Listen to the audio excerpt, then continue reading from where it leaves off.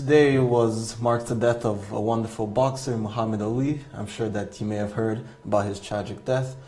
And the person Was it asking, tragic? Oh, not tragic, but just death. the death is tragic. Okay. Just death is tragic. So the person's asking, what is your take on this, and has he ever influenced you in any way? Yes, it was the year 1989. Would that be 20? Well, how many years ago would that be? That would be 26 years ago? 26, 27 years ago, yes. 27 years ago, I read his book, The Greatest.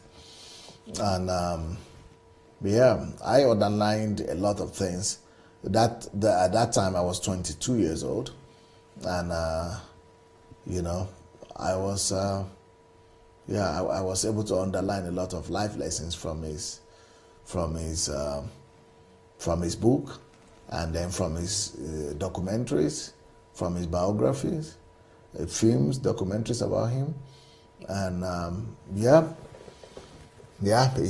I've learned some lessons from Muhammad Ali. I really commend the fact that he was a man of free spirit, and one of the lessons I learned from him is that you should never be shy to be who you are. And you should be willing to stand up for what you believe and to speak about it nonchalantly and freely, candidly, boldly. And also another area that I've really underlined from him is eloquency. Don't be shy to be eloquent. Stand up to your enemies and look them in the face and tell them what you think. And don't be bashful. Around people who, don't be shy to be bashful if people are bashful to you. You don't be shy to be confrontational if people are confrontational against you. Don't step back. Don't back out. Stand for what you believe. Believe in yourself. Fight for what you believe. And be ready and be willing to pay the price for what you believe. Even if the whole world is against you, if you believe it, go for it. And if you believe in something, don't be afraid to pay the price for it. Life and time knows how to justify you eventually. You'll be vindicated eventually with time. So a lot of lessons from the life of Muhammad Ali.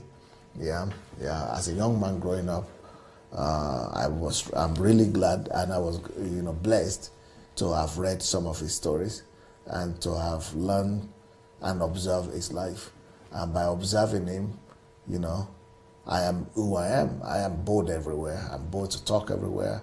I stand for what I believe. I'm not shy. I don't back out. I'm not timid. No spirit of intimidation in me at all. And you could see that in Muhammad Ali. He's not intimidated by anything. Not intimidated at all. He's always, upfront, confrontational when needed, and it makes his, racist opponents to swallow their words, and we should be willing to do that as well. So a lot of lessons to learn, and he's not shy, and he's not intimidated to tell the world who he is. He said he's the greatest and declared it. It's against what people would normally say, that you are supposed to be modest. No, he believed who he was, and he proved it on the stage that he was the greatest. So he paid the price, proved it, and he was not shy to talk about it. But I also learned other lessons that, physical strength is limited, and that no matter how powerful you are, a day will come when that power will leave you, physical power, and that our faith and belief should not always be in our physical strength or in the versatility of our youth.